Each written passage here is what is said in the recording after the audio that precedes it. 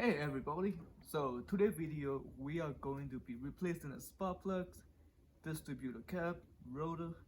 We will also be adjusting the valves and we will be checking the ignition timing and adjusting it if we needed to do it. So this is just going to be a maintenance video and tune up. So let's get to it. Let's start with changing the spark plugs. This is the only thing you need to change the spark plugs.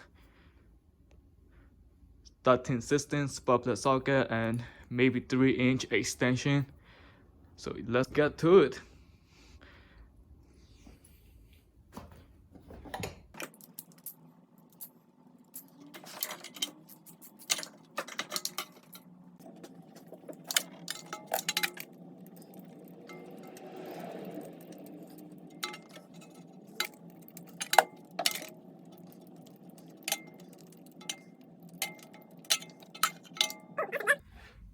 Now we got all the spark plugs off. I'm not gonna put anything back on right now because I will be removing the valve cover to adjust the valves. So we have to rotate the engine in order to adjust the valve. If you have the spark plugs inside the engine, it's gonna make it a little bit difficult because of the compression. That's the reason why I will not be putting the spark plugs back in for now. Alright, now that we have removed the spark plugs, I actually got a chance to look at inside of the engine and the shape of the cylinders, and I'm gonna put the pictures of them right here.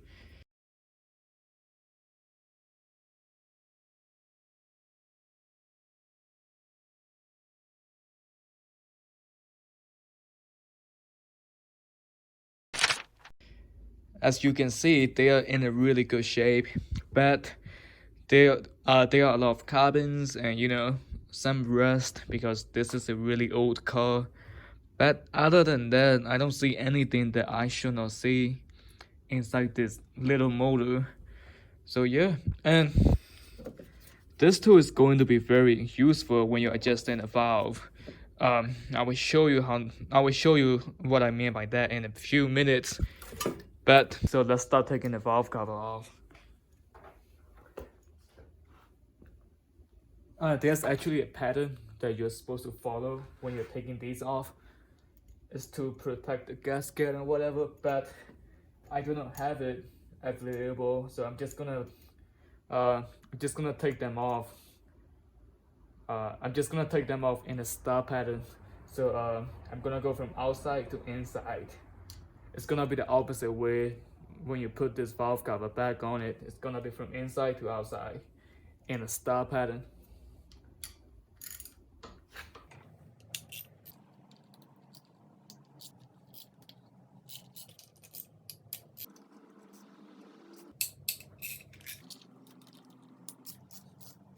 We also have to remove this hose. You don't have to remove it. You can just take the breather hose off. And after you take off these nuts, you should be able to lift the valve cover off. Sometimes it may get stuck. If it gets stuck, use something plastic to pry the valve cover off. You don't want to scratch the head or anything. So let's look at the valve tray and see the condition of it. God damn it.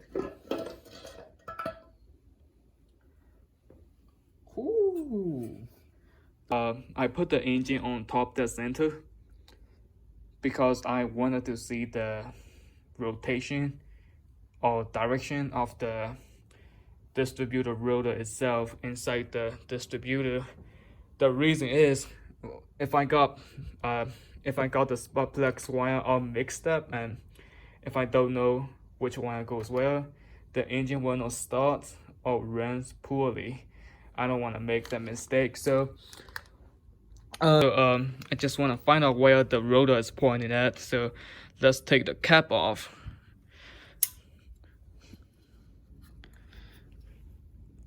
Ah, come on. Just gonna use a screwdriver for this one. There we go. So much easier. Okay, so this is where this is pointing at. Alright, so I'm gonna tell you how to put the engine on top of the center. So you have to rotate the engine in order to do that, there are a lot of ways you can do to rotate the motor. The way that I use is I just rotate the fan, and since I don't have the spark plugs off, the fan's enough to the fan is capable of rotating the engine. So by rotating the fan, you also rotated the engine. You got my point. And when you're rotating it, you want to take a look at this mark right here. So this line is supposed to be in the middle of the upper. So this line is supposed to be in the middle of the oil bar, and you will also see another mark on the back of the engine. So you see this little hole.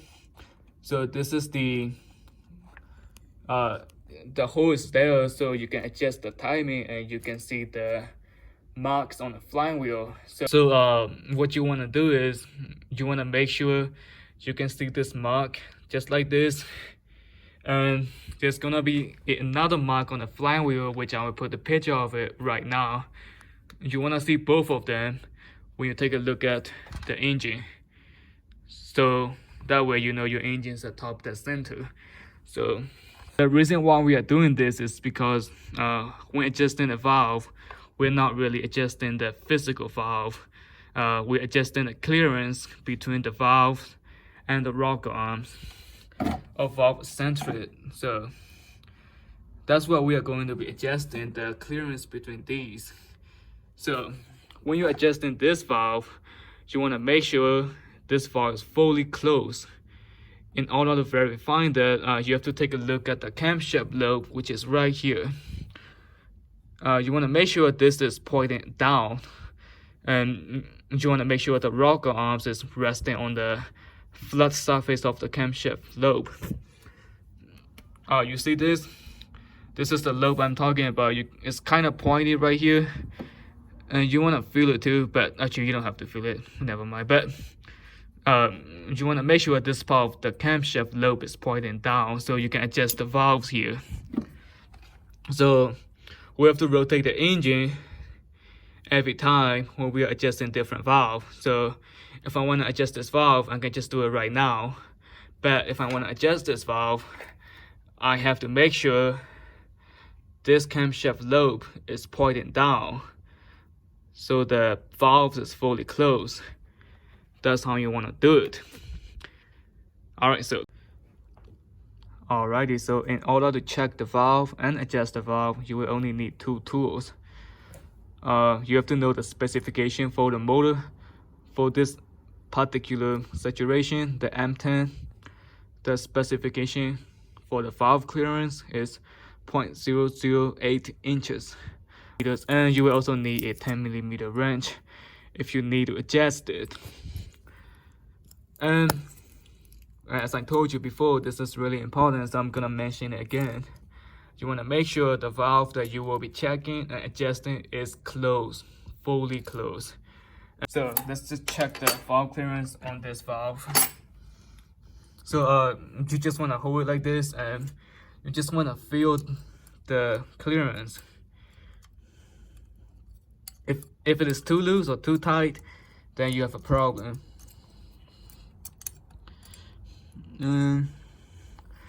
It's a little bit tricky because, oh, there we go. See, mine's actually feel pretty good. You want to feel just like this. It's not too loose to the point that I'm just doing it easily, but it's not too tight to the point I could not go through it. So yeah, this valve is good. This is within the specification. So let's move on to the next valve we will be checking. So it's easier for you to adjust the valve if you know the firing order of your motor. You can find the firing order on for this engine on the valve cover. You can see it's 1, 3, 4, 2.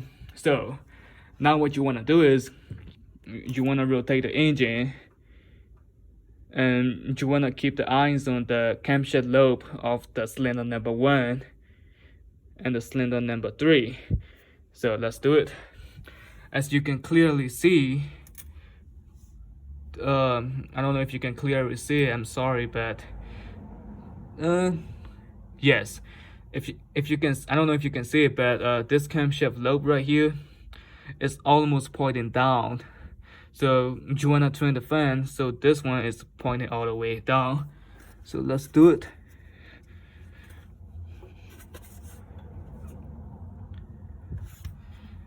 Yes, this is pointing all the way down. Unfortunately, this is one of those things that you would just have to eyeball it, because it isn't really a big problem. I can actually feel it. It's right here. So the camshaft lobe is all the way here. So let's adjust the valve. So let's adjust the intake valve on the cylinder number 1. So let's check it again. We need a feeler gauge. Where did I put it? Alrighty, we just found a problem. This valve is way too tight. I cannot get this feeler gauge to go through it.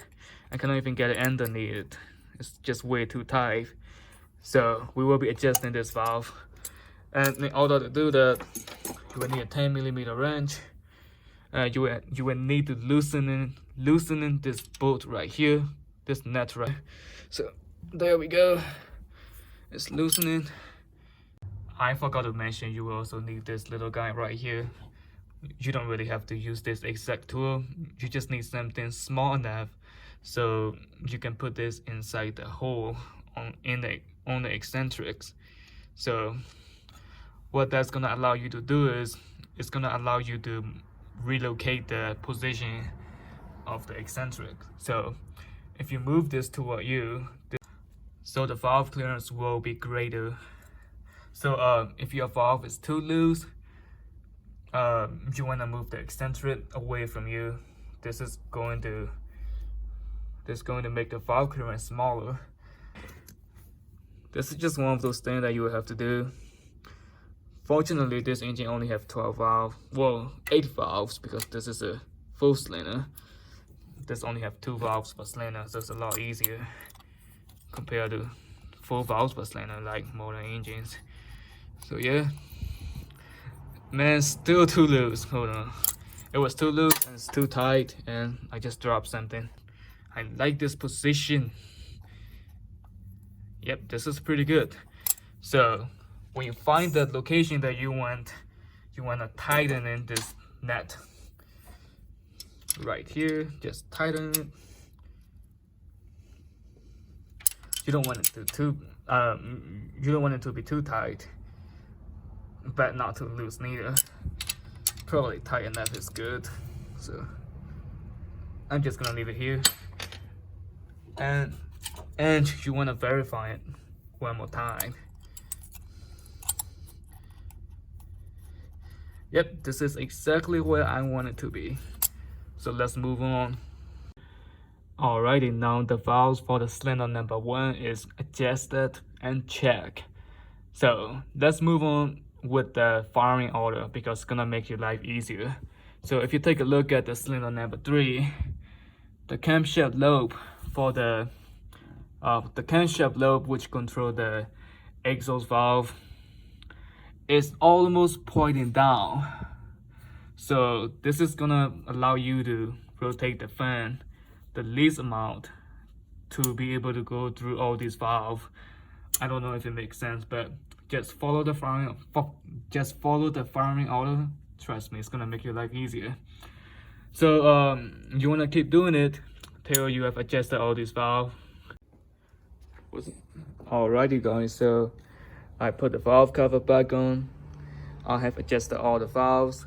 I should mention you should replace the valve cover gasket if you're taking the valve cover off, but I'm not gonna do it because I forgot to buy it. Mine wasn't leaking, surprisingly. But yeah, I will probably replace it in the near future. So yeah, let's put the spark plugs back in it here.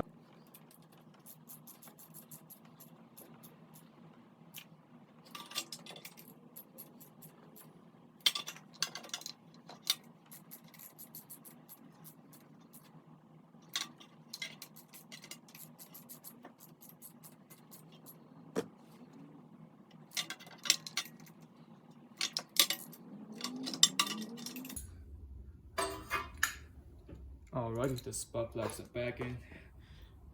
Now let's replace the distributor cap and the rotor.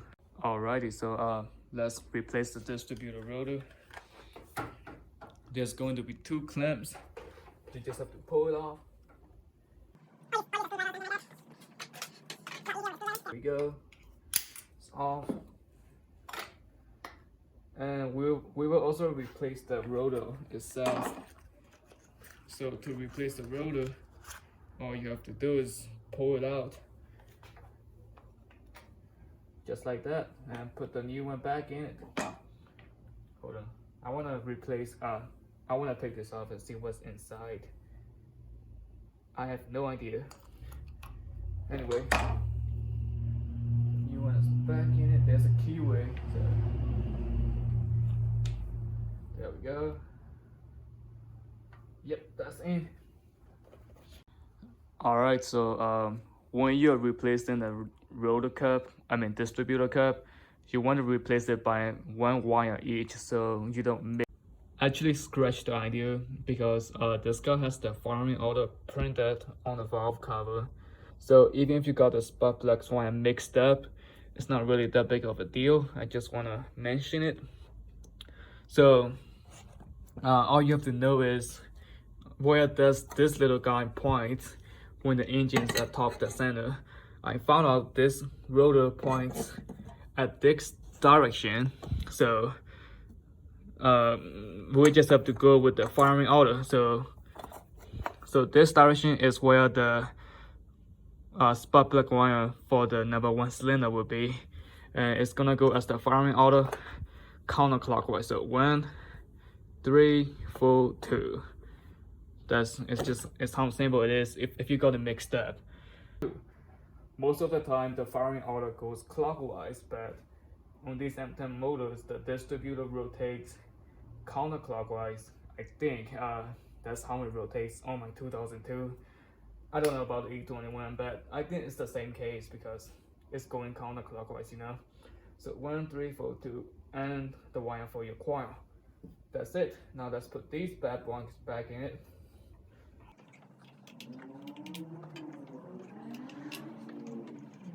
At this point, you think you will be done with it, right? And you're not really correct, because we have to check the ignition timing on these engines, because it's just on this back in their days. But so to check the ignition timing, we have to start the car. We have to run the engine till it reaches the operating temperature, and then we have to remove the vacuum fans, and we have to use the timing light to verify the ignition timing is correct. If it isn't, we can just adjust it by rotating the distributor. I'm gonna show you how to do it in a little bit, but first let's go start the car up and see how she sounds like.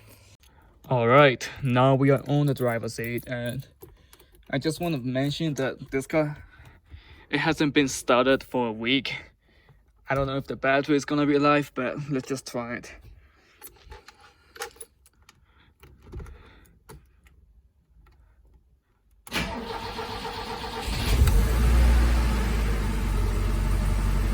Yep, it started right up. Well, ideally what you want to do before adjusting the ignition timing is you want to go for a drive so the engine reaches the operating temperature. But it's not really possible in my case because I have like 5 cars on the driveway. I don't want to move it. So I'm just going to let this engine idle. I'm just going to let her warm up, and I will just come back here to check the ignition timing, and I will show you how to do it as well. Alright, it's now time to check the ignition timing and adjust it if needs be. So in order to do that, we will need a timing light. And so to use the timing light, it's pretty simple. You want to hook this up to the positive cable, and you want to hook the negative alligator to the negative cable of the battery. And you will also find this when you buy a timing light. You want to hook this up to the spark plug wire 1. What that's gonna do is this will pick up the spark from the spark plug wire number 1, and it's going to make it visible with the light.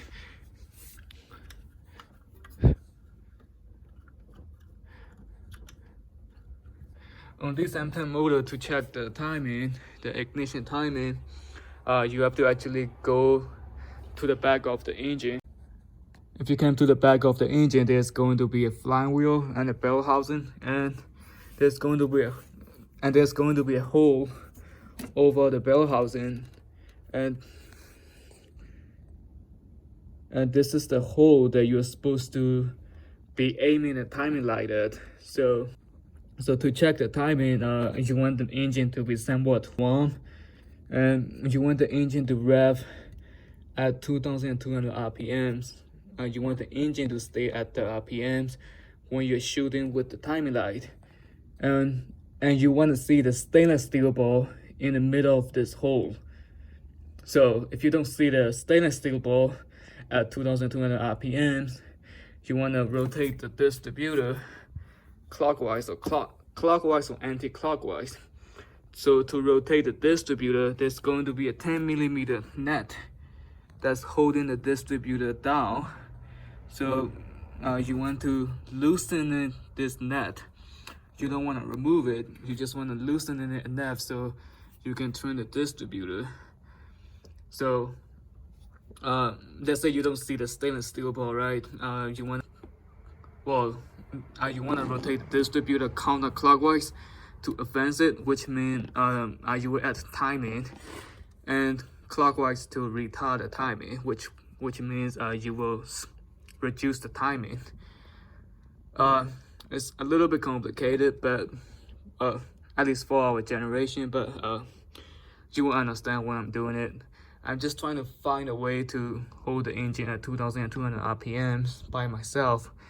I'm trying to use zip ties right now, but I don't know how that's gonna work. But